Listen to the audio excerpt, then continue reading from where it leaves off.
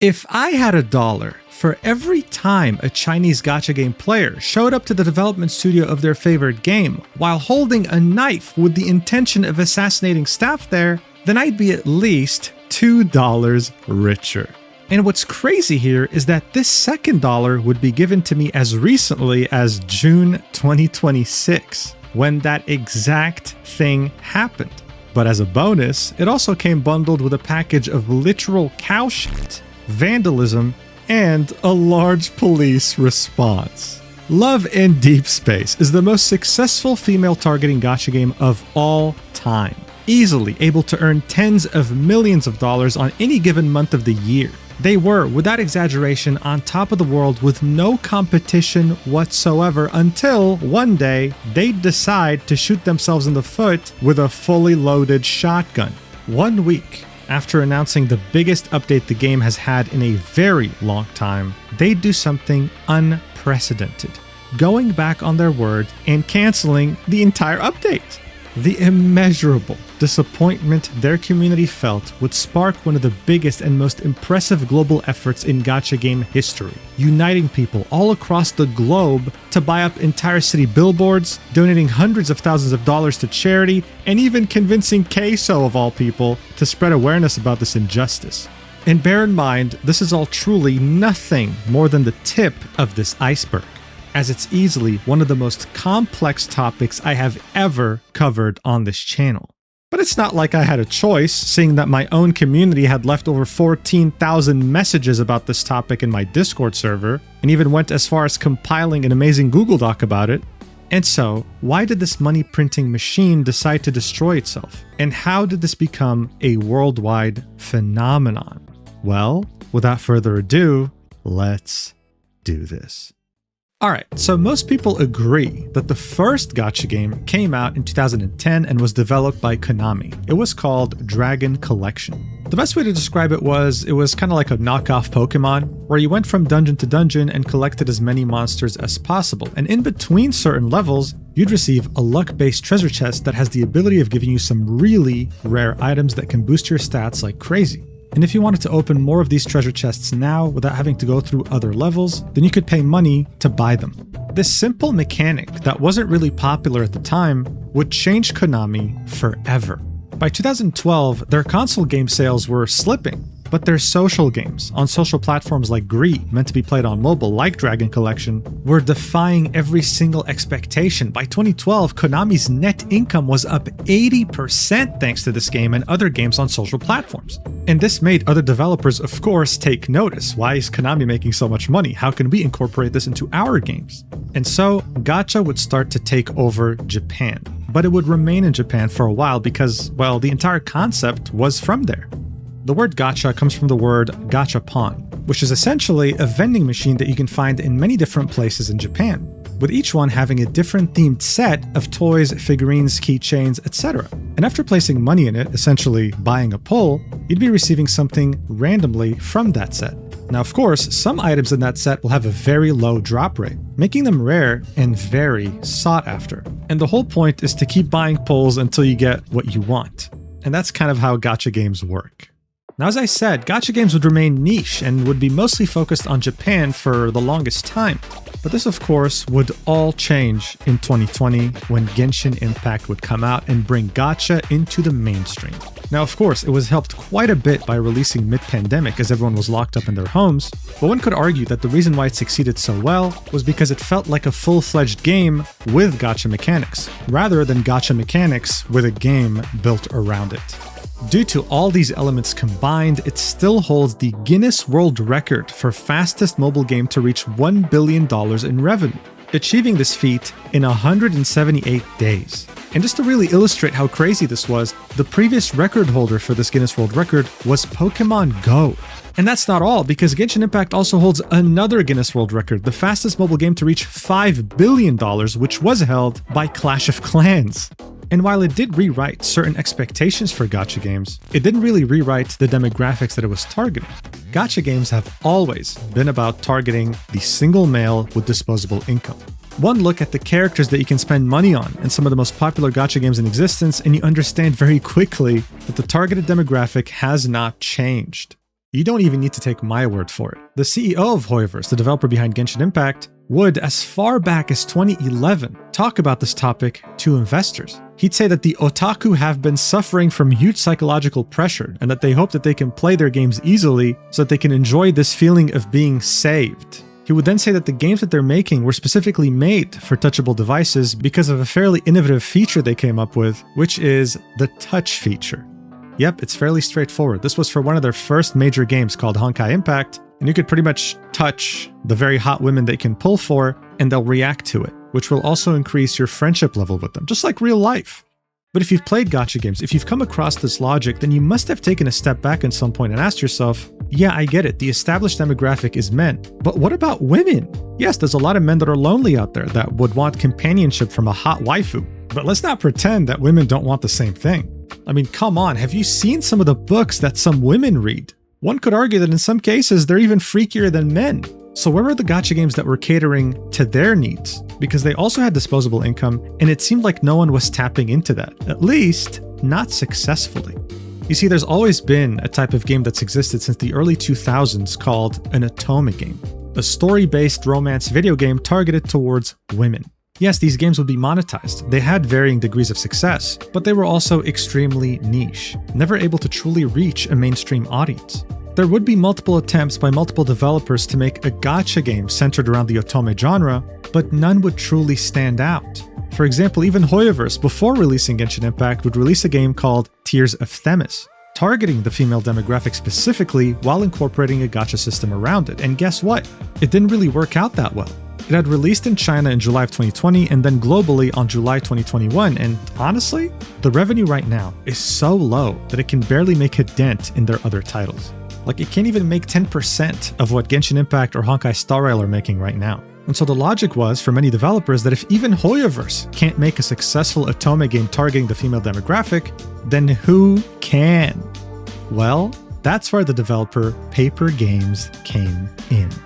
Now here's the deal. Paper Games has been around for a while. Their first game came out in December 2012 in China. It was called Nikki Up to You, A Dressing Story, and from day one, they were targeting women. This was a dress-up game that was made for them. By 2015, they would release another game called Love Nikki, and for the first time would expand into Japan, the biggest gacha market. In 2017, they would start taking a step in other directions by releasing the game Mr. Love Queen's Choice, a fairly standard 2D otome game. Now yes, it would be niche and would be fairly successful, but more importantly, it would teach them priceless lessons for their magnum opus, a game that would change everything for them and the industry. In 2020, Paper Games would release a teaser trailer for their upcoming game called Love in Deepspace. And for any fans of otome games, for any women out there that were hoping for a next-generation experience, this caused a massive earthquake. This was the first 3D otome game to ever exist, and at this level of insane quality. No one had done this before. No one was crazy enough to even come up with this idea. This shook the entire industry to its core, and many were very interested to see how it would end up performing once it would finally release. Here's the problem though. There was no release date whatsoever. They just dropped this teaser, created a massive earthquake in the industry, and just left. They would literally disappear, and people wouldn't hear any updates from them for years. That would be the reality until 2023, when something would finally come out from the studio, but it wasn't good news at all. News outlets would report that Paper Games was about to take on a loan of $70 million. And what was really interesting here is that the person giving them that loan was Hoyoverse, the creators of Genshin Impact. It turned out that Paper Games had overextended itself and was developing too many titles at once and ran out of money. So they asked Hoyoverse for a loan, and Hoyoverse gave it. But the collateral was really interesting. If Paper Games had failed to pay Hoyoverse back their money by the agreed upon date, then Hoyoverse would get 10% of Paper Games' share, effectively owning 10% of the entire company. At the time, people didn't really know what to think. This was a massive loan, and Paper Games was not making anywhere near close that money. What people didn't know, though, was that the plan was simple. Internally, they were hoping to repay this loan by releasing Love in Deepspace. They were banking everything on the success of that game, and it was about to come out on January 2024. However, even with so much riding on this game's success, no one, whether it be from the staff or the executive team or the CEO himself, could have ever predicted the ridiculous success that this game would find all across the globe. This game's impact on the otome game genre was like what Genshin Impact did for gacha games. In 2024, paper games made over $1 billion, and you bet your ass that they repaid Hoyoverse every single dollar of that loan amount. It had done what so many others had attempted to do but failed, bringing this genre to the mainstream and incorporating gacha mechanics within it too. But why? What was the secret formula that no one else understood? Well, for many men, the attraction to gacha games was about having a power fantasy, collecting sexy and strong characters that will progress through a story that centers around them. Thing is though, women don't really want that. Love and Deepspace offered them something different. A game centered around being individually known and cared for.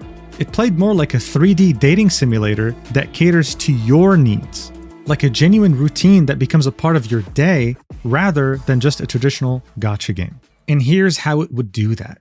The game would initially release with 3 different love interests, Zane, Raphael, and Xavier, and Silas would release right after, with Caleb joining the rest of the cast in 2025. There would be a million different ways of being able to interact with them in-game, making them truly feel like, well, they're real. While you're in-game, they would call you through a video call, you'd be able to text them, and sometimes, this is a Silas thing, but he would call you his kitten. When it would be your birthday, they would all individually take the time to celebrate it and would sing you happy birthday or do some other things for you. And of course, you could go on dates with them, spending quality time while able to do a variety of different activities together. But I feel like what would really take it to the next level was how developers would keep adding features that made this game a part of your daily routine. Other gachas asked you to log in every day to get rewards, but here, you were being asked to log in to make your life easier. Like for example, look at this feature called Remind Me, where you'd get a notification on your phone from your favorite love interest, reminding you of something important to you, like, someone's birthday, or the fact that you have an important meeting coming up. And there'd be this other feature that would come out as well that you might have heard of called the Period Tracker.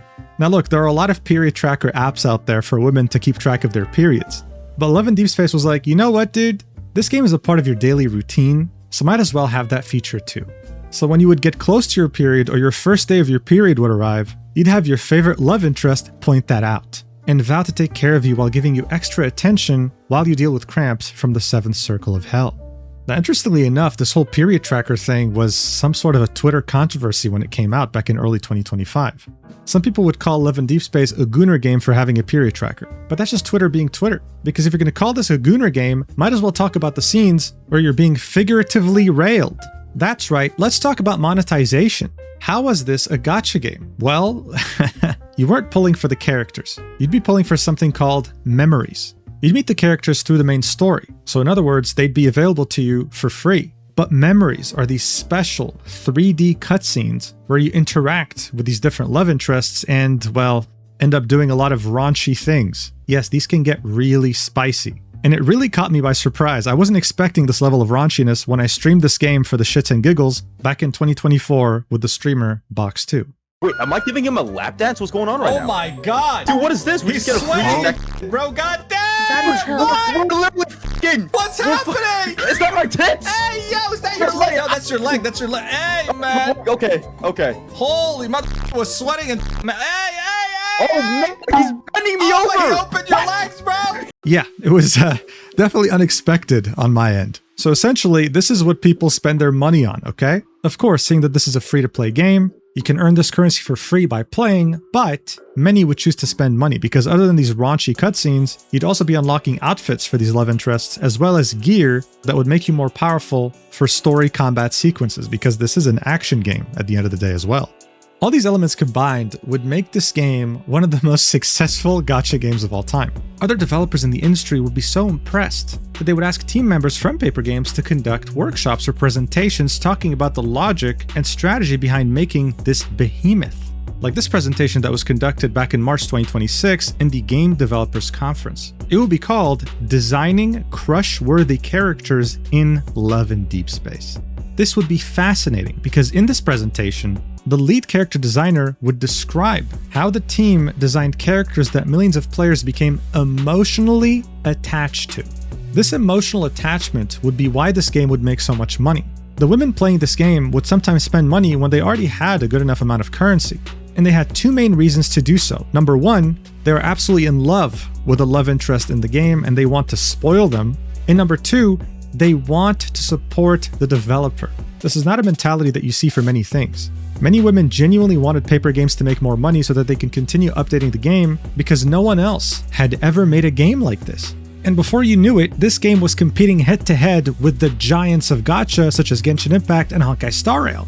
By mid-2024, it was making tens of millions of dollars per month. So as I said, it was no wonder that paper games made over $1 billion in 2024, while also becoming the #1 highest earning app on the Chinese App Store, which is a very big deal. But by the end of 2024, they would take it another step further, incorporating something that's not really present in mainstream gacha games like Love and Deepspace: VIP services. You would become a VIP if you spend a minimum of $690. And as soon as you reach Tier 2, which starts at $2,100, you would receive gift boxes sent to your address. They'd have special merch and other little goodies. And when you get to the VIP 2 tier, you start getting personalized gift boxes sent to your address, with more exclusive items signed by your love interest in-game once you reach higher tiers, with some being at a minimum of 5 fucking figures. Look at how many people on the Love and Deepspace subreddit would post when they got VIP, like it's a celebration. And you know what's even crazier? These prices that I just showed you are exclusive to the Chinese server, taking into consideration their local purchasing power. But outside of the Chinese, Japanese, and South Korean servers, it has been reported, like in this thread right here, that the minimum for global players to become VIP is to spend around $6,000. Almost 10 times the Chinese minimum. That is a lot of money. By March 2025, Love and Deepspace would start outgrossing Genshin Impact, Honkai Star Rail, Wuthering Waves, Uma Musume, just about any other gacha. The CEO of Paper Games was hailed as a genius, and he would become a billionaire. He'd be interviewed by so many different publications. And he'd say that the reason for his success was simple, specifying, it's not that women don't like to play games, but there are no good games for women to play. He'd also point out that when it came to Paper Games, 70% of their workforce is female. So he wasn't necessarily the genius here, it was the team behind this game. For one of the first times ever, you had a high-budget game for women, made by women, in the otome genre. And that's what so many other game companies were missing. That's why games like Tears of Themis just couldn't really hit the mark.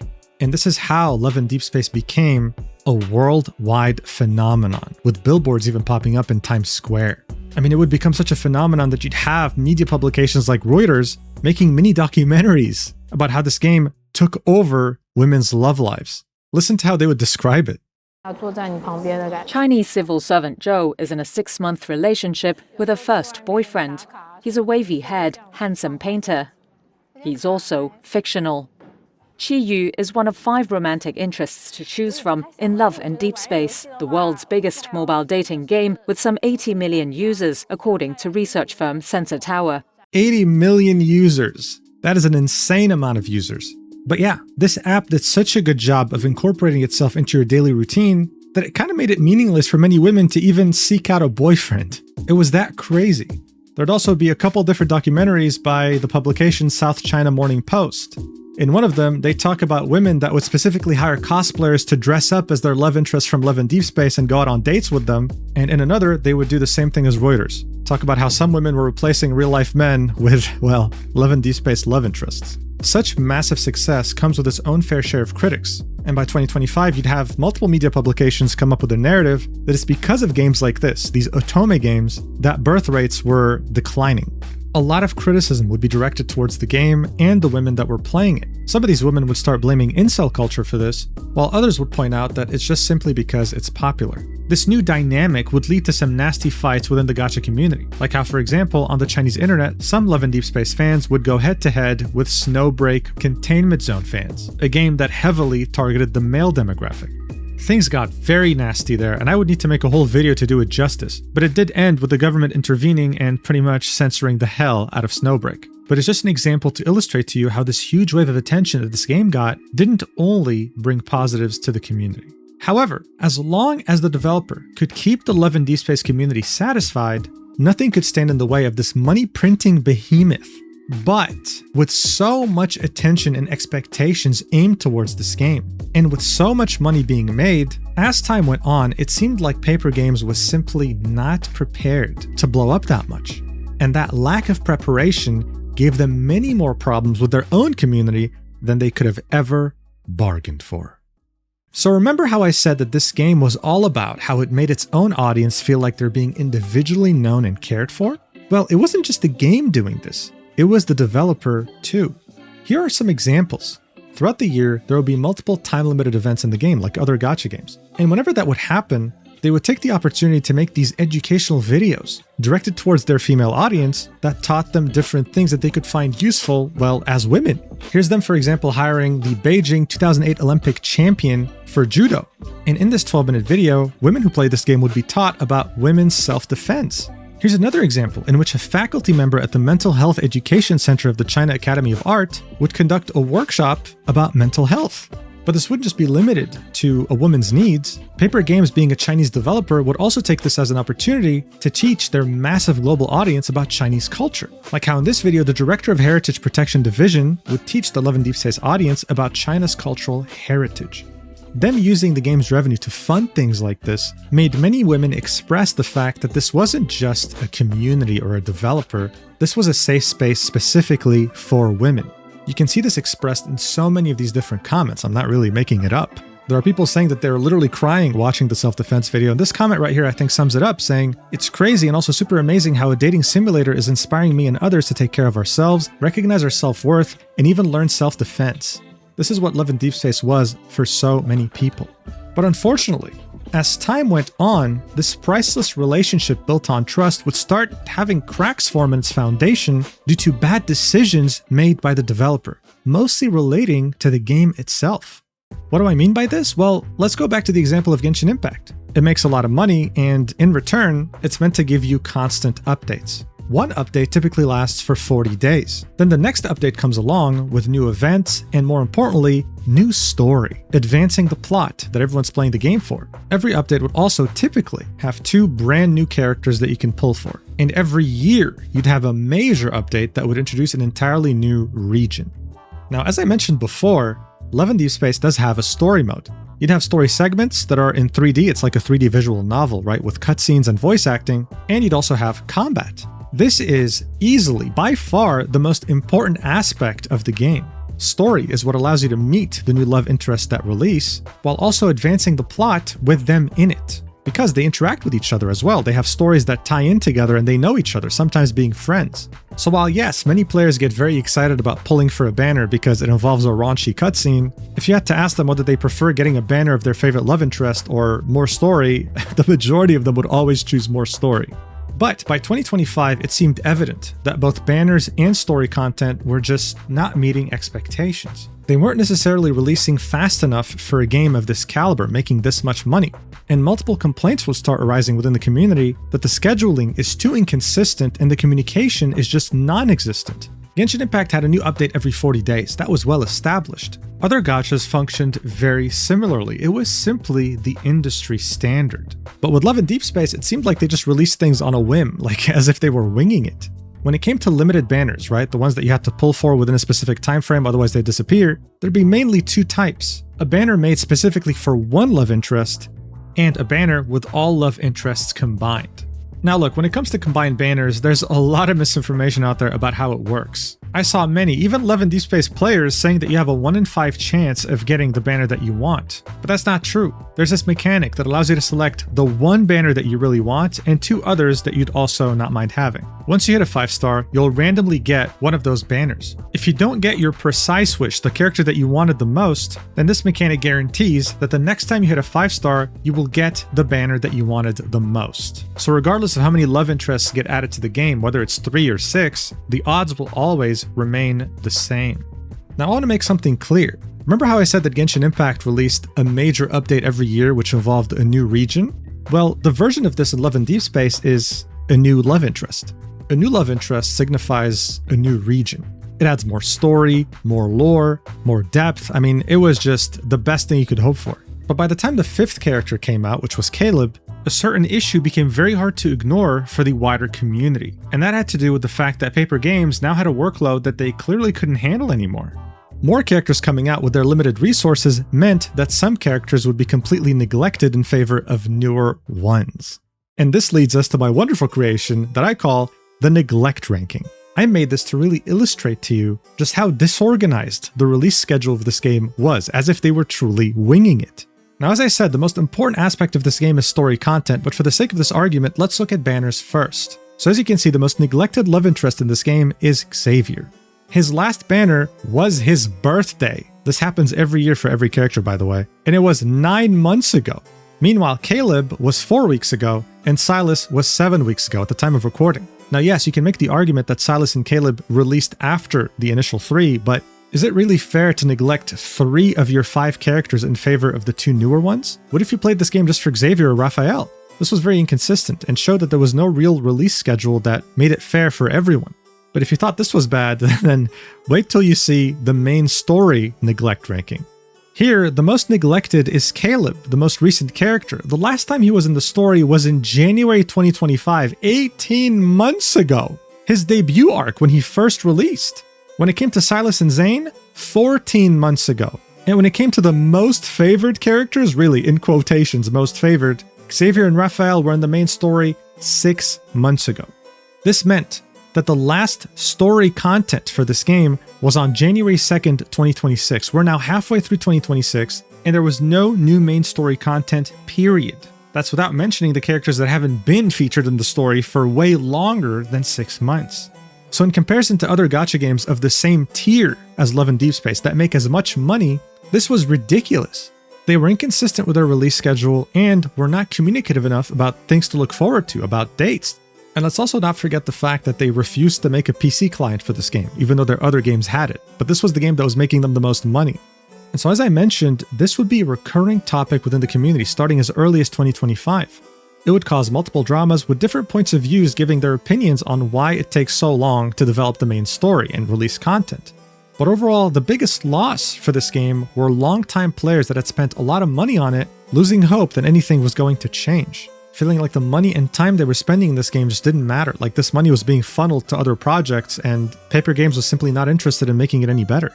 This would start forming a narrative that they were too greedy, prioritizing memories and banners and ignoring the story. It seemed like they simply didn't really have what it took to be this big of a developer with so much success. They just weren't ready for it. As evidenced by the fact that things would get significantly worse because they would somehow commit an unforgivable taboo in their own local market of China. A mistake so grave that it perfectly encapsulates the expression of shooting yourself in the foot. 9/11 is a tragic event that would occur on United States soil on the 11th of September 2001. It's best known for the 2 passenger planes that were hijacked full of passengers that collided into the 2 towers of the World Trade Center. There would of course be 2 other planes involved, one that would crash into the Pentagon and one that tried to crash into the White House but failed. Now this was an event that happened over 25 years ago, and odds are, if I went to the US right now and made a joke centered around 9/11, everyone would find it funny, assuming I have good humor, except for those who were directly involved in those events, losing a family member, a relative, or a friend. Hell, I could probably make a joke about Pearl Harbor, a tragic event that occurred during World War II. And again, the majority would probably not care. That's just how culture works in the United States when it comes to sensitive events. Nothing holds weight there for too long. Now, on the other hand, when it comes to East and Southeast Asia, actually, you know what, probably the majority of Asia at this point, but let's just focus on East Asia for now. Tragic events, no matter when they happen throughout history, still hold immense weight even today. Their dates, their anniversaries, their names, they are ingrained into society, and no one would ever dare joke about them. This cultural clash can be perfectly illustrated during the meeting between President Trump of the United States and Prime Minister Sanae Takaichi of Japan. Trump would make a Pearl Harbor joke right to the Prime Minister's face and laugh it off. This is something perfectly acceptable in the United States. This is passable. Takaichi, on the other hand, I mean, you can see the facial expression on her. She was mortified. If she would have made a Pearl Harbor joke, or hell, I don't know, a Hiroshima or Nagasaki joke in Japan, she'd get impeached within less than 24 hours. That's just how the culture works there. And so, this is why it was extremely clumsy and stupid and tone deaf for Paper Games, a Chinese developer, to release a lore chapter on April 2026 about the character Xavier, where they talk about human experimentation and other dark themes, while titling it Test Record A0 731. Like, even if I hired someone to sabotage this company from within, they wouldn't come up with such a genius idea. When you say the three numbers 731 to any Chinese person who was educated in a state school, for example, they'll immediately think of one thing: Unit 731 of the Japanese Imperial Army during World War II. This was a secret research facility that was operated between 1933 and 1945 on occupied Chinese territory, more specifically in Harbin. This is where the Japanese would experiment on over 200,000 human beings from China. They would say it's to advance medicine, but in reality, many of these experiments were just morbid and sadistic. I'm not going to go into full detail because I'll get demonetized and age restricted, but you can read about this yourself. I can give you an example though. They'd have pregnant women in captivity in Unit 731, and those babies would be born in captivity as well. Those incredible scientists would come up with the idea to experiment on those babies, but not like any experiments. It would just be like, hey, I'm bored. Why don't we throw like a few babies in this frozen river outside and see how long it takes for them to die? Yeah, I wish I was making things up, bro. This was Unit 731. This is well known in Asia, specifically in China, because of how horrendous it was. But it's not really taught to Westerners. It's not taught in schools. In China, though, to this day, even in 2026, you say 731 to anyone, they'll know what you're talking about. There's a reason, many different reasons, that Chinese still hold Japanese people in very negative regard, even in 2026. This is without me mentioning the rape of Nanjing, for example. And so as a Chinese company, to have a lore text about human experimentation with the number 731 is just, it's insane. It's genuinely insane. But when it first came out in April 2026, it didn't really bring much controversy. In fact, most people didn't even know about it or didn't really care. The reason why I'm telling you about this right now is because this is going to bite them in the ass very badly later. For now, though, the Love and Deepspace community was laser focused on one thing and one thing only. When is my story content going to come out already? But here's the thing, ever since the game released with 3 characters, there's always been a coming soon text on the bottom right, indicating that there's going to be more love interests to come out. And so when Silas and Caleb released, their updates were so major because they came with more story content, with banners, with all sorts of things. And so many were wondering when this 6th character was finally going to come out, because this meant more story finally after a 6-month drought. Well, around the end of June 2026, the Love and Deepspace community would finally get an answer to this. And while this was meant to be a period of immense joy and excitement, it ended up turning into the biggest existential threat that this game and studio have ever faced since opening their doors in 2012. Alright, so it's now June 22nd, and all of a sudden, out of nowhere, Love and Deepspace players receive an in-game message telling them that they're about to witness a once-in-a-century supermoon, asking them to go watch a livestream that was going to take place on the same day. This really came out of nowhere, and it shows you that they're kind of winging it with their scheduling. I mean, it's kind of crazy. Something like this would typically get like a week's notice. In any case, the supermoon countdown would take hold. People waited with bated breath to see what this announcement was going to be, and then, all of a sudden, it was right there. A new character would be announced, Valko.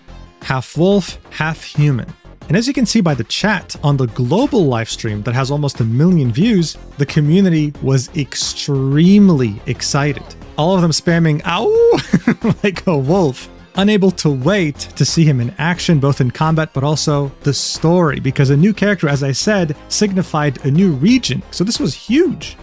However, in another livestream they would do shortly after, they would announce something else. Another major feature, which was the Home 2.0 update. You'd have a home that you can hang out with your love interests, and this time around, they were adding a kitchen where you can cook together with them and take pictures, etc. However, in the announcement trailer, they would use this sentence saying, "Never bathe in the pot." This was very, very tone deaf, just like with the whole 731 business, because the Chinese viewers, they felt that it was in reference to what had happened back in the year of 2024. Where a man in Shanxi made the soul of his girlfriend evaporate to heaven by pouring extremely hot noodle broth on her using a pot. So due to this, the phrase bathing in a pot had become dark lingo online, referencing this specific case.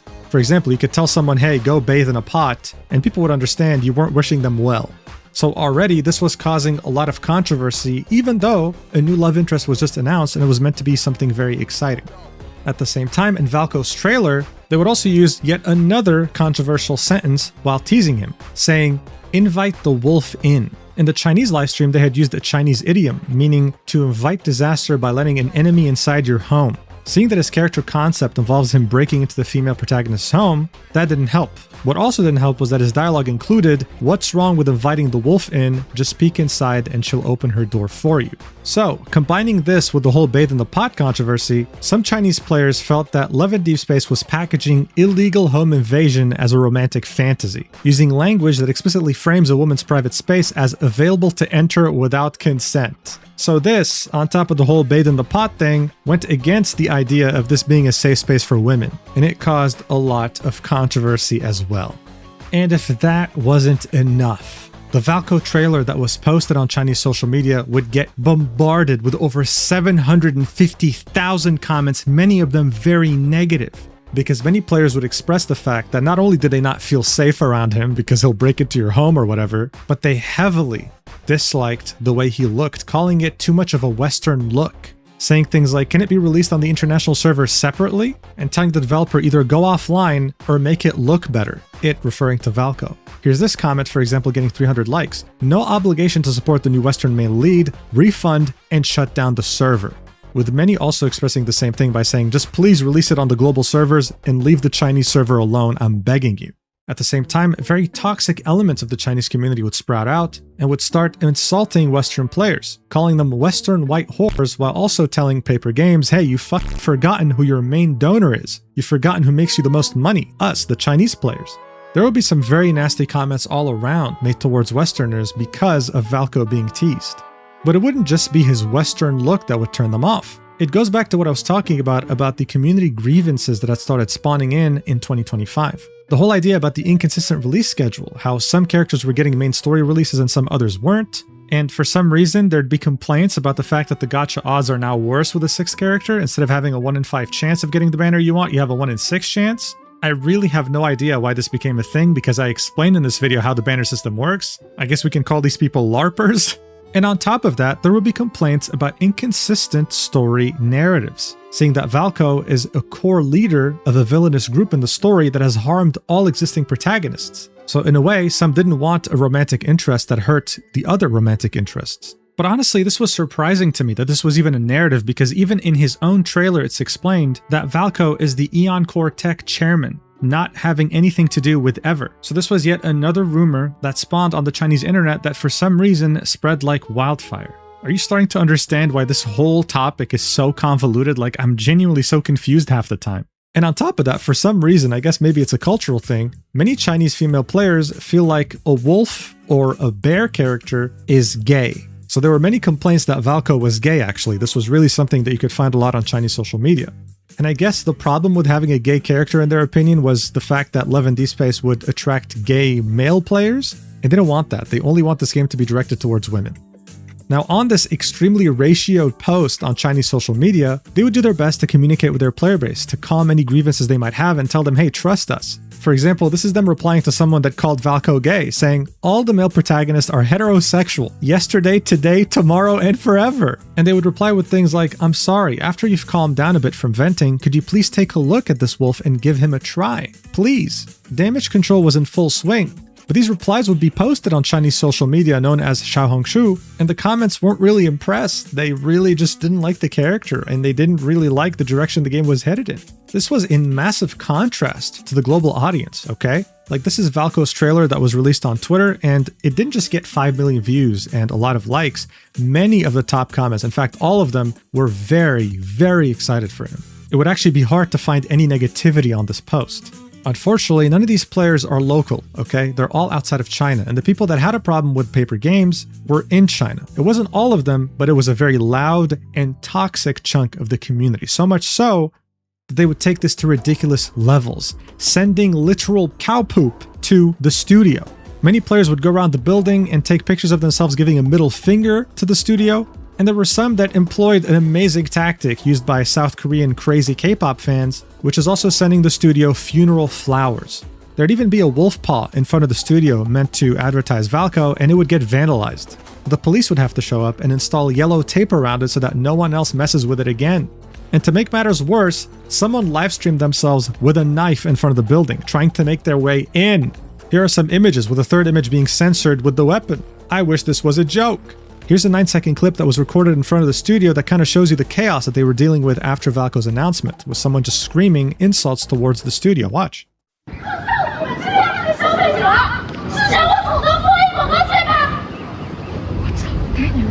And so soon after, this would start being reported on by international media outlets. And on top of all this, Love and Deepspace would lose over 1 million followers across all their Chinese social platforms. This was a very big deal, and it was becoming uncontrollable. No matter what they tried to quell the damage, it was done. But that didn't mean they wouldn't try anyway. On June 27th, 2026, just 5 days after the initial announcement of Valko, Love and Deepspace would make an announcement for the global audience, in which they say, "Dear Deepspace hunters, recently the development team has received a great deal of feedback and many suggestions regarding the game. We have also heard your concerns about the team's capacity to consistently deliver high-quality content in the future." So this has to do with their inconsistent updates, right? We would therefore like to take this opportunity to respond with the care that your trust and expectations deserve. From the very beginning, we have hoped to make Love and Deepspace a romantic world that continues to grow alongside every Deep Space hunter, a world filled with more diverse experiences and lasting companionship. This hope has guided us throughout the game's development and remains at the heart of everything we are working toward. The development of Valko and his related content is part of the long-term content plan for Love and Deepspace. However, we recognize that the way the information about Valko was presented did not give sufficient consideration to your expectations and concerns regarding the game's future content plans. As a result, many hunters have been left with questions and worries since Valko's initial announcement. We sincerely apologize for any frustration and unease this has caused. We have also heard your concerns about whether future content can continue to be delivered consistently without compromising on quality. Please be assured that the Love and Deepspace development team has continued to grow since the game's launch. The main story chapters you have been waiting for are currently in active development. The stories of Farspace Colonel Caleb and Onikinus leader Silas will continue, and a new series of Solar Slot Memories will also be arriving soon. The development team will continue to deliver richer game experiences and high-quality content on a consistent basis. We also understand that these concerns are not simply about the pace of updates. They come from how deeply you care about Love and Deepspace and the love interests who have been by your side throughout this journey. It is because you cherish every moment you have shared with them that you hope this companionship will continue for many years to come. For this reason, we want to make this commitment to you. The stories, companionship, and future of every love interest will always remain an essential part of the long-term plans for Love and Deepspace. This will not change for any reason. Enclosed with this letter are Deepspace Wish 10 and Empyrean Wish 10. Please log into the game before July 23rd to claim them from your in-game mailbox. Once again, we would like to thank every Deepspace hunter for the encouragement, honest feedback, and support you have given us throughout this journey. We know that it is your unwavering love and support that give meaning to everything we do and guide us forward. In the future, the development team will keep working hard to bring you more high-quality content and a better game experience worthy of your support. We hope you have a wonderful day in Lincoln City and many more wonderful days to come. Signed, the Love and Deepspace development team. And so look, this was in reference to the fact that in this game there's currency. Currency you can earn by playing the game that you can also buy. This announcement for Valko came out of nowhere. Some people were probably not prepared, didn't save up enough to be able to pull for his banner, and they didn't really want to miss out on the memory. This was Love and Deepspace acknowledging that the announcement came out of nowhere and that in the future they would keep them updated ahead of time while also taking into consideration that they should probably have a more consistent schedule that takes every love interest into account. This gave hope to many global players who might have had grievances with the game's development schedule, and many had a lot of optimism. However, global players were not their main concern right now. It was the Chinese players, and they were about to pull out a very dirty strategy to punish the developer into kneeling down and obeying their wishes, which is removing Valko from the game. And that strategy involves getting the attention of the Chinese state. And so, remember that good old test record A0731?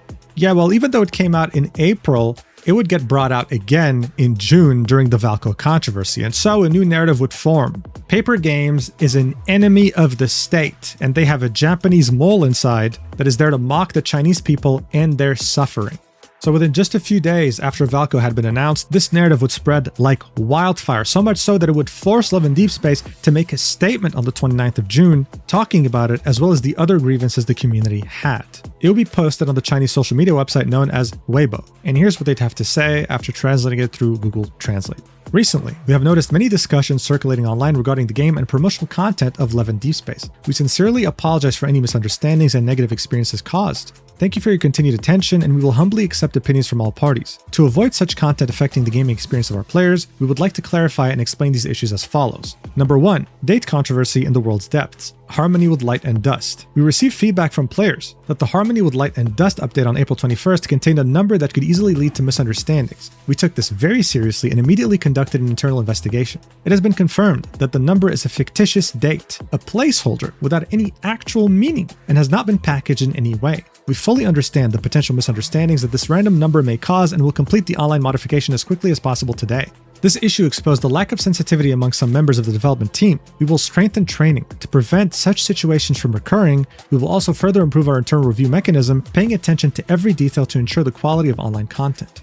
Number 2. Controversy arising from some marketing copy. In the promotional material released on June 25th, marking 3 days until the livestream's countdown, the phrase, "taking a bath in a pot," was accused of containing a suggestive reference. In reality, this copy was a teaser for the upcoming Home 2.0 update's kitchen gameplay, written in a non-everyday style to match the livestream's Strange Tales of Rules theme. So this is badly translated, but what they were saying was the teaser was like in a horror theme, and this was meant to match this horror theme. This is why they used that phrase. It had nothing to do with that incident that happened in 2024. They would then continue and say, due to the widespread circulation of misinterpretations for this content, all related content has been removed to avoid unnecessary confusion for players. We urge everyone not to believe such rumors. Furthermore, the inviting the wolf into the house text in the trailer released on June 28th, The Law of Instinct, is simply a copywriting element related to the new male protagonist's werewolf identity and has no other meaning. We have noticed some controversy surrounding this text. To avoid affecting the player experience, this text and all related materials will be uniformly changed to Pure Love Wolf King. And then in the last part of the statement, they would clarify, we don't make characters specifically for one audience or demographic. This idea that it's a Western male character is just not true. And also this rumor about us being an all-gender-oriented game is utterly absurd, ignoring our consistent positioning as an otome game. In other words, no gays allowed, okay? This is a female-only game. Stop with these stupid rumors. They'd also defend themselves. As a Chinese company, we have always considered this our responsibility and have never stopped promoting Chinese culture overseas. Like, they just took a stand here and reminded everyone, yo, these rumors are absurd. We do so much to spread Chinese culture overseas to Western players. You saying that we only care about Western players and don't care about Chinese players is ridiculous. And so this post would get over 1.6 million likes, but also over 200,000 comments. The top comment would be saying, I'd rather take Valko off the shelves, with over 136,000 likes. The reply to that would be, remove Valko from the platform. And another reply would say, our demands are, number 1, remove Valko. Number 2, compensate for gacha resources. And number 3, the production team should deeply reflect on their own problems and issue an apology, while promising to not add any new male leads. In fact, all the top comments are just shitting on the developer, saying that they deserve all the controversy going their way, and that this was a bad statement. Now new rumors were popping up. Paper Games was arrogant. They don't know how to apologize, they don't know how to take a step back. They're an enemy of the state, and they're not even apologetic about it. What didn't make it any better to Paper Games, honestly, is the fact that they would replace the 731 number with 611, which was another tragedy that involved Japanese forces invading the town of Daojiao. 3,000 villagers were rounded up and killed, and you know how stories go with the Japanese, okay? They're literally the evil villains of Asia up until after World War II, when they became the anime central capital of the world. I really need to specify here though, I haven't seen a single screenshot showing that whole 611 mistake. This most likely seems to be yet another false rumor created on the Chinese internet that spread even to the West. But like the other things so far in this video that you've seen, it had already spread like wildfire and created yet another rumor involving the CEO. Paper Games wasn't just an enemy of the state, the CEO also was. Why? Because he studied in a Japanese university by the name of Waseda University as an economics major. So he was the internal mole. He was the one who put 731 on purpose because he hates China. He's actually a secret Japanese citizen. But here's where things truly got out of control when it came to the whole 731 situation. I know, it already got out of control. They're being made to be an enemy of the state. How could it get any worse? Well, you would have multiple media outlets in China create articles in which they would attribute the number 731 with Valko specifically. You'd even have the news publication Beijing Daily, which is of course government affiliated, talk about this too, and talk about 731 and how it's associated with Valko. In reality, this was false. This was an archive file that was talking about lore relating to Xavier. But this misinformation had spread so far and wide because it was literally being talked about by news publications that many took it as fact. Oh, so Valko is not only ugly and looks like a Westerner and doesn't care about the Chinese audience, but he's also an insult to Chinese culture and China as a country because 731 is associated with his lore. That's false, and many Westerners also were caught with this misinfo, believing it to be true. This was becoming a very big problem to Paper Games. I mean, these news publications were publishing shorts in which they talked about Paper Games' statement and were associating 731 with Valko. And other than just media publications, you even have associations, like the China Women's Association that is affiliated with the government, also make content expressing outrage at the whole letting the wolf in sentence, or the whole never bathe in the pot sentence, pushing the narrative further that this game is not safe for women, that it's their enemy. They weren't alone in this regard, because there would be another association by the name National Defense Education that would make a blog post echoing those same statements. But believe it or not, things would get even worse. The people who wanted Valko gone wanted the attention of the government by any means necessary. And other than creating the narrative of enemy of the state, they would also do something else that's sure to attract eyes from the government at any given moment in time. And that is creating countless complaints to the China Consumers Association, saying that they got scammed by this company. Over 60,000 verified complaints were made in the span of just a few days. And honestly, it doesn't even matter if they're real or not, okay? This is a way that many Chinese people boycott or target companies that have screwed them in some way. Because at the 40,000 complaint mark, automatic safeguards get triggered at any given company. This means that automatically, the China Consumers Protection Agency contacts that company just to see what's going on. And so, with this unbelievable and unprecedented pressure that was put on Paper Games, even with them already addressing this and doubling down, kind of defending themselves, on June 30th, they would post a letter pretty much announcing that they were going to cancel Valko's release and not release any more love interests in the game for the foreseeable future. Just as a reminder, it had been barely a week since the first trailer for Valko, and they were already canceling everything. So this is like as if Genshin announced an entirely new region and a week later decided to cancel the entire thing and said, hey, by the way, no more regions. The game's done. This also meant that all the story content that was finally going to come to the game after a 6-month content drought was going to be canceled too. It genuinely could not have been worse for anyone who likes this game. To announce such a big update and cancel it after barely a week, this had never happened, especially for a game of this scale. This post would be viewed over 26 million times and would have over 40,000 replies. Many of the top ones were ratioing it. They were in utter disbelief that Paper Games would bend to such toxic and loud people in the Chinese community.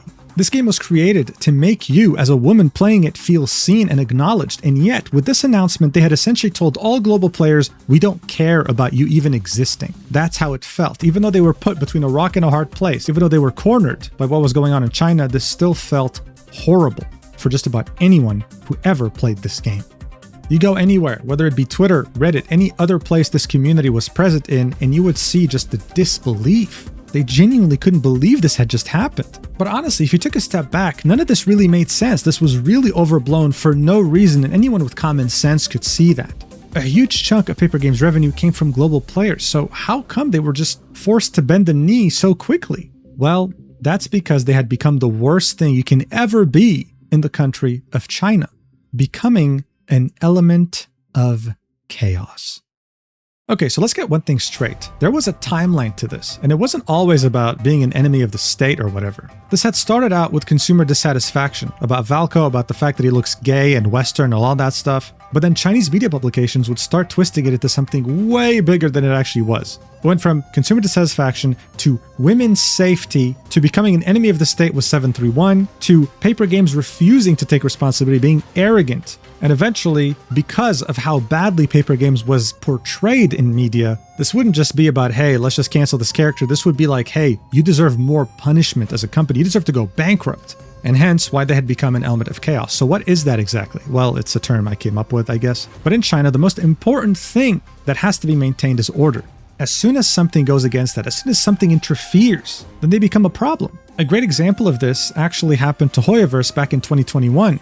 The reason? Well, Hoyoverse had released a music video of Honkai Impact characters dancing in bunny suit outfits. They had not released it in China. Chinese players took grave offense to this and started calling Hoyoverse a traitor, an enemy of the state. Hence why someone tried to assassinate the CEO. Yes, it was over the stupidest thing imaginable, yes. But that wasn't even Hoyoverse's biggest worry. because people would employ the same strategy used against paper games. Mass reporting Hoyoverse to the Chinese Consumer Protection Agency and creating a narrative online that they are an enemy of China. Eventually, this would prompt them to delete that bunny girl dance music video off every platform imaginable, while also releasing an apology. They would give their players some crumbs as a reward, while giving the Chinese players almost 3 times the amount of rewards, apologizing to them for doing this unforgivable thing. I had made a video about this almost 2 years ago, so it really shows that even a company like Hoyoverse is not immune to this. This was after Genshin Impact had come out, by the way. The way they were able to get past this without any issues was by apologizing, removing the music video everywhere, and having the CEO join the political party of China. This was him pretty much saying, hey guys, I'm not your enemy, I'm not a traitor, look. Because when the government gets involved, everything becomes existential. And this is exactly what was happening to paper games. On the 8th of July 2026, the Ministry of Public Security would publish a statement about what was going on with Love and Deepspace. I mean, this is pretty much the government saying this. They'd say, recently, an online game targeting female players has sparked widespread controversy. The game features a storyline where the male protagonist breaks into a woman's home late at night, accompanied by offensive promotional slogans such as, "What's wrong with letting a wolf into the house?" packaging the illegal act of trespassing as a romantic encounter. This kind of entertainment-driven, traffic-driven creative work disregards public order and morality, crosses legal boundaries, and may ultimately endanger public safety. The safety of women living alone is a serious public issue concerning personal rights, social order, and the protection of women's rights, and it is by no means material for arbitrary adaptation or meme creation. Chinese law strictly protects citizens' rights to housing, and no one may illegally intrude. China's criminal law clearly stipulates that those who commit the crime of illegal intrusion into a residence can be sentenced to imprisonment for up to 3 years or detention. If a game packages such behavior as fun interaction, it may be suspected of promoting and glorifying illegal and criminal methods, which is not only a disregard for the authority of the law, but also a blatant transgression against the spirit of the rule of law. Even more dangerous is its intangible erosion of public perception. This creative logic that prioritizes traffic can easily mislead the public, especially causing cognitive biases in minors whose minds are not yet mature, weakening their vigilance against dangerous behaviors and seriously undermining the effectiveness of public safety education. I just want to point out that this game is not for minors, okay? It's mature only, 18 plus. But still, this was the narrative and you couldn't do anything about it. They would then continue, some might argue that games are games and reality is reality, they shouldn't be confused. However, facts have shown that online game content that crosses ethical boundaries can seriously negatively impact the healthy development of teenagers. In 2018, 15-year-old Xiao Tang became deeply addicted to a violent video game. Seeking the thrill of killing in the virtual world, he brutally murdered his 23-year-old female neighbor. This tragic case should serve as a stark warning to everyone. You then have an image of Valko, so Valko was acknowledged by a government agency as being a source of a problem, and then they would continue, the virtual space created by online games is never a lawless zone. Laws and regulations, such as the regulations on the governance of online information content ecology and the regulations on the protection of minors online, clearly prohibit the production and dissemination of content that may incite minors to imitate unsafe behaviors, induce bad habits, or violate social morality, thus setting a clear bottom line for the creation of online game content. As of now, all relevant characters and storylines in the game have been taken offline for rectification, a move that addresses public concerns. However, taking it offline is not the end. Deeper reflection is needed. This incident serves as another warning to the industry. Any content production that deliberately blurs the lines of illegality, glorifies dangerous behavior, or undermines public safety will ultimately be subject to legal sanctions and public resistance. So here they were acknowledging that Valko got removed, that this was the right step, but that deeper reflection was needed, indicating potentially even further censorship now that the game had a target on its back. They would then end this by saying, to address the chaos in online game content, a comprehensive approach is needed across the entire chain of creation, review, and regulation. Game companies must abandon profit-driven motives and improve their multi-tiered content risk control and review systems to eliminate misleading and harmful content at the source. Regulatory authorities should adhere to strict governance, refine review standards, and resolutely hold accountable companies that overstep their bounds and violate regulations. Simultaneously, families, schools, and society must work together to strengthen legal and safety education for teenagers and safeguard the healthy growth of minors. The title of this, by the way, was Glorifying Intrusion is Unacceptable Even in Online Games. This was a disaster. Attracting the eyes of a government agency like this and having them write such a staunch article against you was the literal last thing you wanted as a Chinese company. You'd rather have your entire executive board get fired than this. Now look, the global side was already in disbelief, and I'm going to talk about how they did their best to fight against this decision. But seeing that Chinese media was talking about this, and seeing that this article from the Ministry of Public Security had been made, many global players would start spreading misinformation. Like this person right here would make a post with over 2 million views in which they would write a fan fiction saying that someone powerful in the Chinese government got angered enough that now all otome in China could be permanently affected. Or how this post with over 1 million views would say that allegedly the dev team is threatening to leave Paper Games if Valko isn't reinstated. These things are not confirmed in any way, shape, or form. But this is what happens when the developer of a game is on a different internet than yours, using an entirely different language. But global players, as well as many Chinese players, weren't simply going to sit idly by watching their favorite game get destroyed right in front of them. And so, a global movement would be born overnight. A movement that is unprecedented in terms of scale that I have never seen before.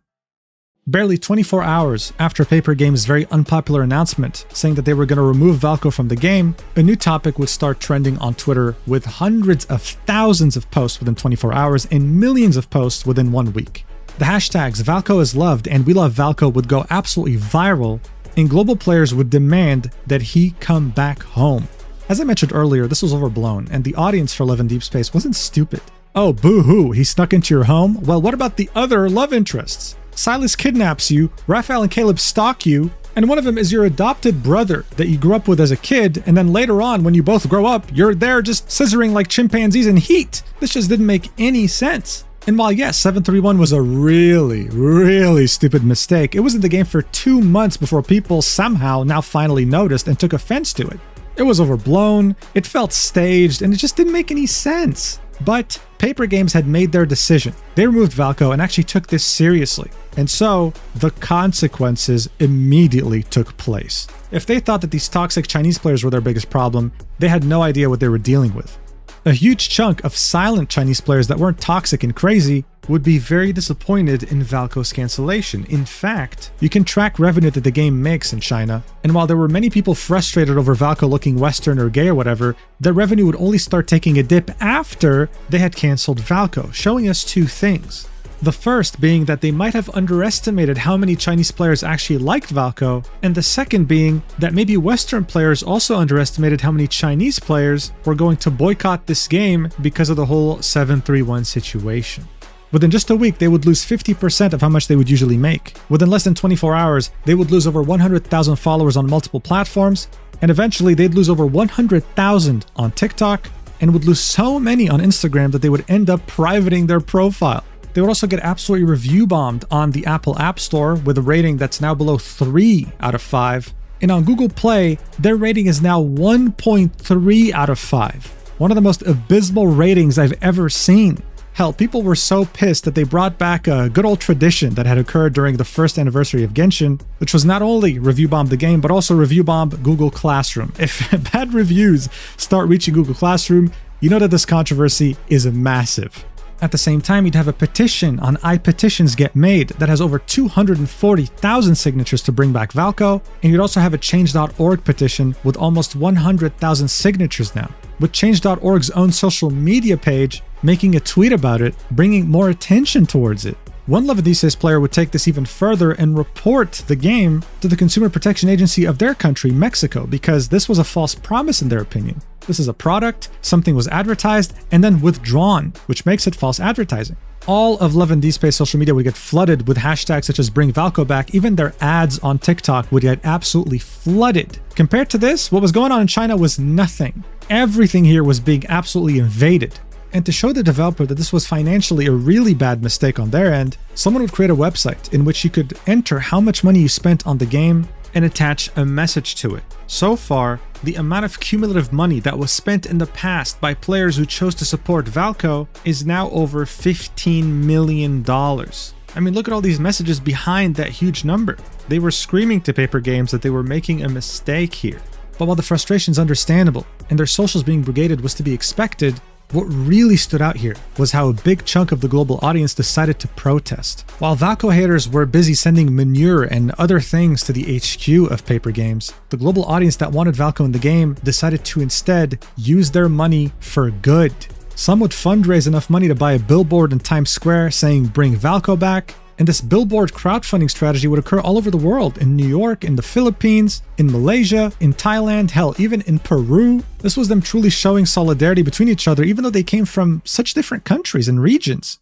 But I mentioned this audience using their money for good, and that's exactly what they did in Valko's name. They would donate to a woman's shelter in Canada and say that this donation is from Valko. They would donate over $44,000 for the Guangxi flood relief in Valko's name as well. This was a place that was hit by severe flooding in China, and these Valko enjoyers were pretty much helping them out. You'd have 11 Deepspace player that normally spent $1,500 every 2 weeks on the game decide to instead use that money to feed over 400 dogs in 3 different shelters, while again doing so in Valko's name. There are so many examples like this, with donations coming from global players for Chinese causes like wildlife conservation, or uniting to save an endangered species, or raising money over $20,000 for wolf conservation because Valko is a half wolf guy, and also donating over 100 chocolate milk bars to 100 kids in Indonesia, all while using Valko's name and appearance, making him out to be a symbol of hope rather than a symbol that threatened women's safety like in China.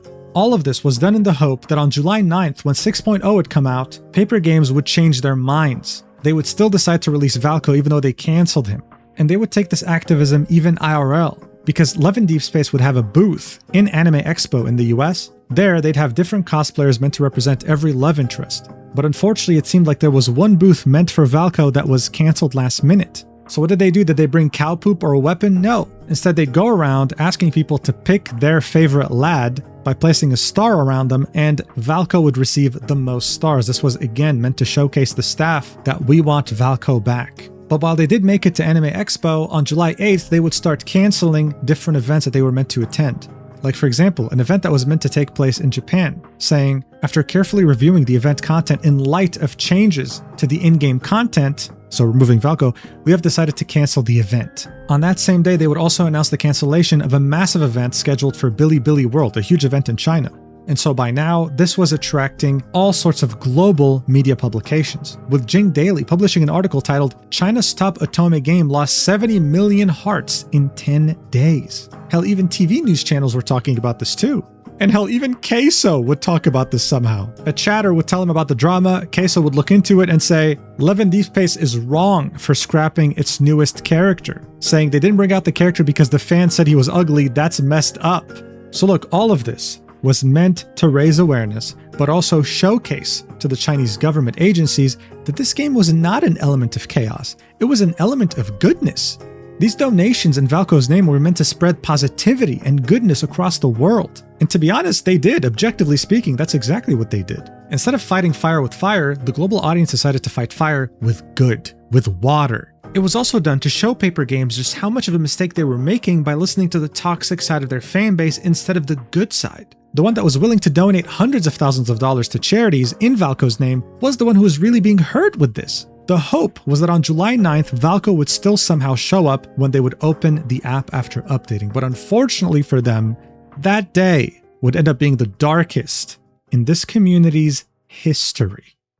On July 9th, 2026, the 6.0 update would come out for Love in Deepspace. Many players downloaded it hoping to open the app and find Valko waiting for them there. Instead, they found nothing. No Valko, no new main story, just the new kitchen feature, and that was just about it. Some people would have issues downloading this update, and so Love in Deepspace would make this post saying, today's update has concluded, while giving some pointers as to how to fix these errors, like reinstalling the game, for example. This would be the last post on their socials up until mid-July. And so everyone would take out their grievances right here. It would get over 17,000 replies. Again, ratioed multiple times with people in complete disbelief. How could you? Instead of listening to the good side of the community, people who are willing to put money where their mouth is and donate to good causes in Valko's name, how could you listen to the toxic people who send you literal cow shit to your offices? The global players felt like someone had put a knife in their back.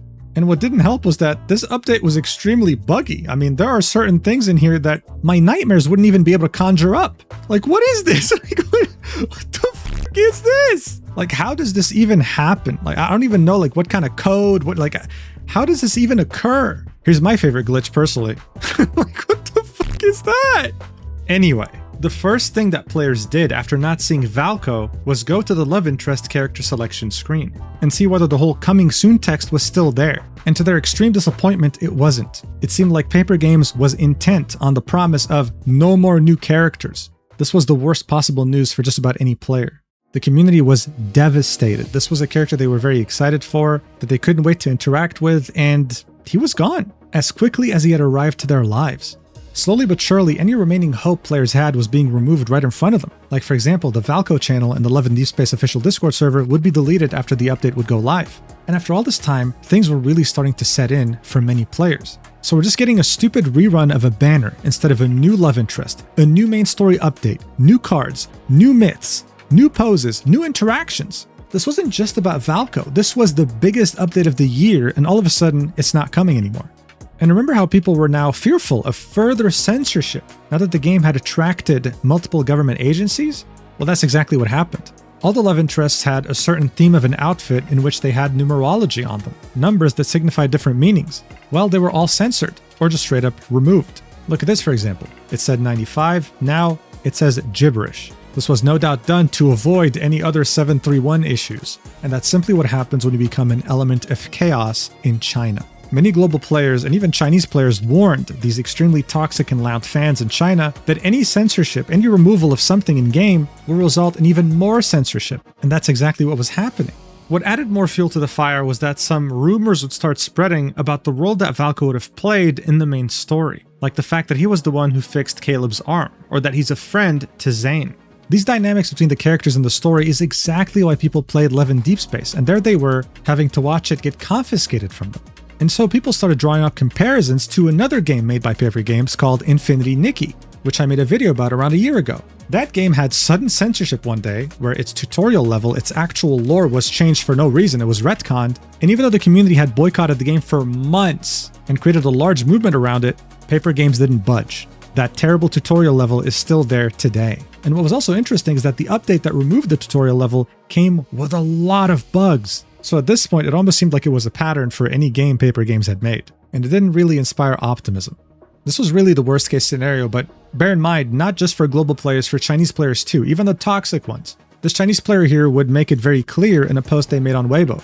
They'd say that with this outcome, everyone loses. More importantly though, this game was a great outlet to promote overseas players' understanding of Chinese culture as well as Chinese success. Now, many of the players that were affected globally are not just vowing to boycotting Love in Deepspace, they're vowing to boycott any Chinese game. This player would go very hard on these toxic Chinese players, blaming them for halting the success of a Chinese company and therefore a Chinese cultural export, while also lamenting the fact that this game was pretty much ruined as well as its reputation in anything made in China. This also led many Love and Deepspace players to look forward to a competitor's release called Silent Whispers, another 3D high-quality otome game in which they hope to be treated better. This trailer right here was released 2 months ago, and all the top comments are just people being like, use this fumble from Love and Deepspace to rise, or goodbye Love and Deepspace, hello Silent Whisper, because this game would also be giving them something that they wanted for a long time, a PC client. It seemed like they were actually listening, unlike Paper Games.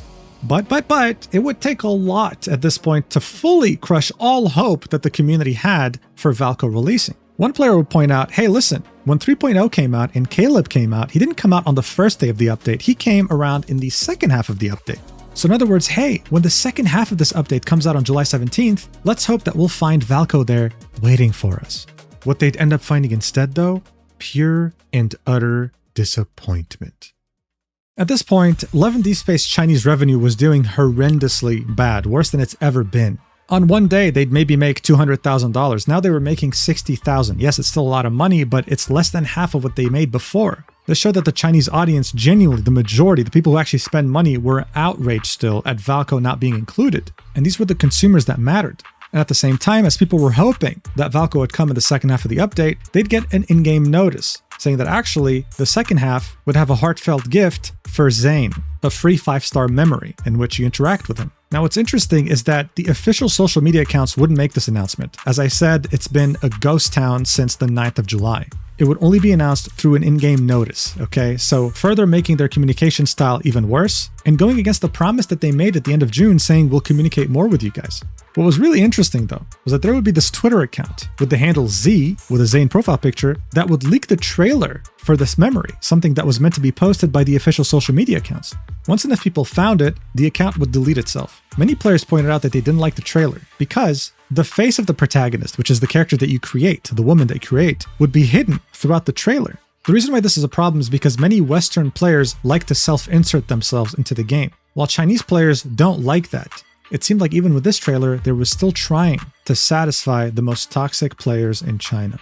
However, even after all this, there was still hope because something positive out of China would come out on July 15th, 2026. Various media outlets would publish positive reports related to Valko, ones that might be deemed as government affiliated. To be specific, there'd be 5. The first one being Reform Network, the second one being Tencent, the third one being Business Daily, the fourth one being NetEase, and the fifth one being Phoenix News. However, by July 16th, 4 of the 5 would be deleted, and only 1 would remain. And that would be the one posted on the website of the National Development and Reform Commission, otherwise known as the NDRC. The 4 others would be paid ads, and it would be mentioned at the end of the articles. I don't know whether it's players wanting Valko back that paid for it, I don't know whether it's Paper Games that did that, but it caused a lot of confusion. The reason why this article was a big deal was because it was somewhat state-affiliated, and it talked about the efforts being made to bring Valko back globally in a positive manner. It would say, with overseas players continuing to voice their opinions, how can Chinese games translate global feedback into increased content?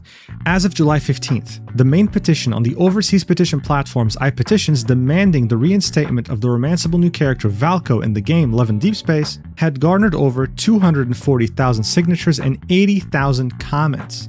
Meanwhile, on Change.org's game petition page, 3 main petitions related to Valko received 96,000, 21,000, and 5,900 signatures respectively. This 2-week-long cross-platform participation indicates that overseas users' demands have not subsided quickly despite the character's removal. Following the cancellation, overseas players' actions gradually expanded from petitions to fan art, charitable donations, and offline events. Unlike the initial comments and emotional expressions that emerged during the early stages of the game's controversy, the actions of overseas players have now continued beyond the originally scheduled launch date. In the comments section of the main petition page on iPetitions, some users stated that they were inspired by Valko to download, return to, or continue following the game, while others suggested compromises such as delays or modifications before release. This article will then take this further, giving us numbers, saying that 60% of the revenue from the game comes from China, but that the rest comes from global players, highlighting just how important their opinions are. This was significant because up until now, everyone's data points were all over the place. This is a privately held company and they typically don't really reveal the demographic portions, but seeing that this is a government-affiliated publication, these numbers hold more weight.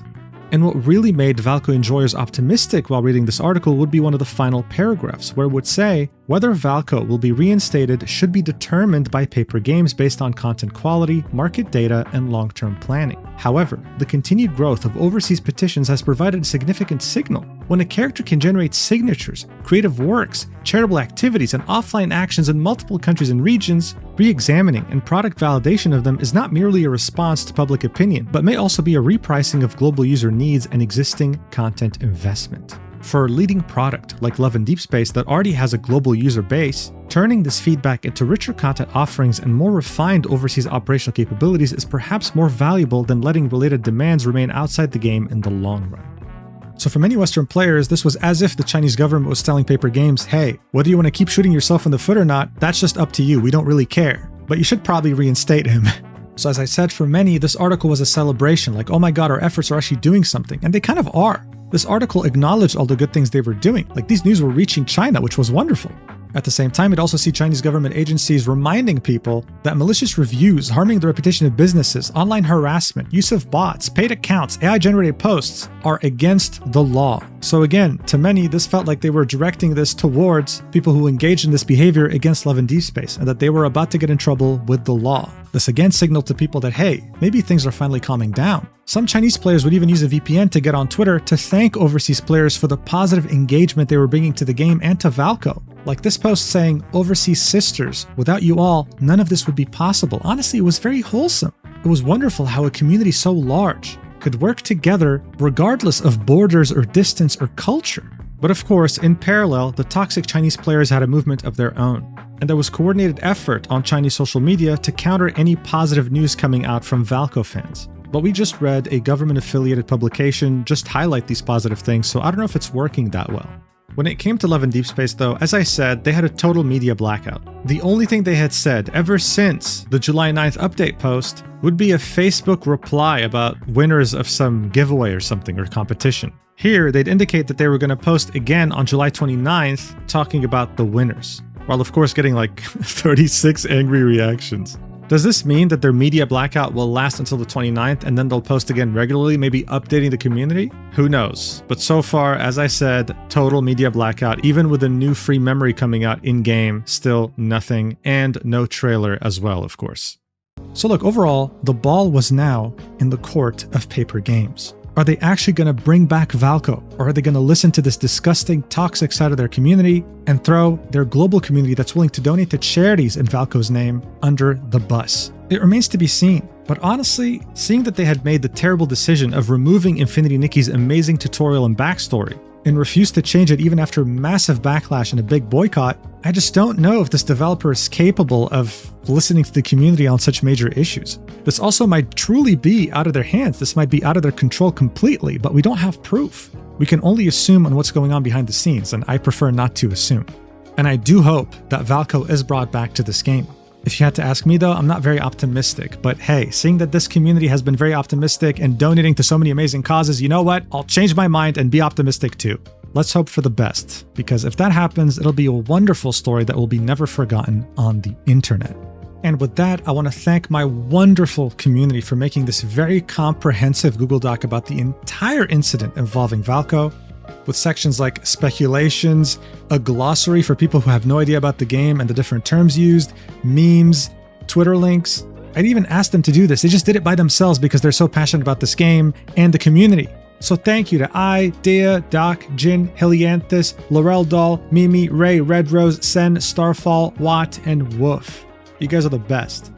And if you want to propose topics for me to talk about in my videos, or just talk about different topics with like-minded individuals, then definitely join my Discord server. Thank you so much for watching until the end. I really appreciate it, especially this video because it was such a pain in the ass to make. This video was posted one day early on my stack. I don't typically do this, but this needed to be definitely double checked by some people in my community. But if you want to see exclusive content from me there, definitely check it out. Prices start at $1. And if you want 10% off your Gamer Subs order, then definitely use the code BUJIN. I'll see you in the next video whenever that is, and I love you so much, platonically. All right, I'm not a Love and Deepspace character, okay? Mwah!